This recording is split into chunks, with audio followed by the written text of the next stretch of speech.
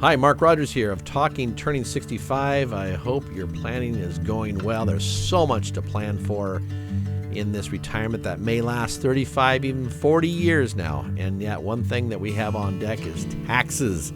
We can't avoid death and we can't avoid taxes. In my practice, I focus heavily on income taxes, but today's topic is about federal estate taxes. And so I have Marcella from eLegacyLaw alongside here to explain at a high level what is the deal with federal estate taxes. And that's the thing, Marcella, is we work so hard for what we have, and then when we pass, the IRS, Uncle Sam, somebody says, give us a portion of it before it can get to the kids. So help us out of this federal estate tax.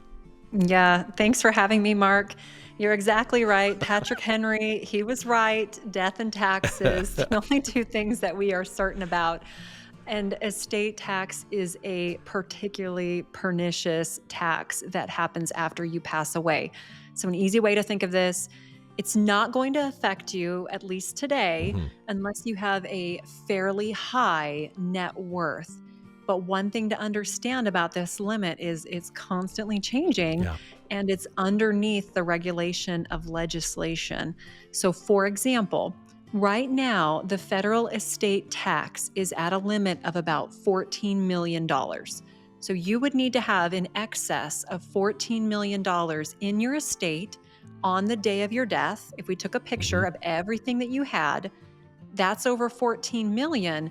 You're going to have your estate pay 40% tax at that point before your beneficiaries receive their inheritance. But please keep in mind, and this is the important part of the conversation, that number's changing. So at the end of 2025, previous legislation that allowed it to be at an all-time high of 14 million is set to sunset. And it's supposed to come on down. Come on down. It's not the kind of Price is Right you want to be on. It's going to come on down to about 7 to 8 million. Wow. And so for many retirees, this can become a real problem as their investments and their assets grow, especially as you mentioned, we're living longer than ever.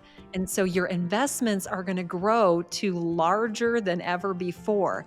And that's where this estate tax can be a real problem, and why doing very strategic estate planning can not only plan for that, but in many cases, we can minimize it or completely avoid it for you. Right. And Marcella, the key thing is those that are owning, as I had an old farmer tell me out here, is, brown dirt used to be $4,000 an acre. Now it's $40,000 an acre, That's right. And don't think that these guys aren't multi-millionaires just with brown dirt out there. So it's good to know the fact that federal estate tax will come into a big factor moving forward, and it already has, and you have to plan accordingly. That's especially true for land. Yes. This is where I see it become the biggest problem. And the good news is, if you find yourself kind of land rich, this is where creating a trust to hold that asset can allow you to protect it from that tax. And the best news is, the sooner you do it, the better. Because when we place that asset in that trust, whatever growth happens in the future is all protected. So it's a great way for you to be able to not only preserve your farm and make sure that your family has access to it and is able to receive it in the future, but they don't have to pay a big tax bill, especially if they want to hang on to the land and don't have a ton of cash to pay the tax bill. Right.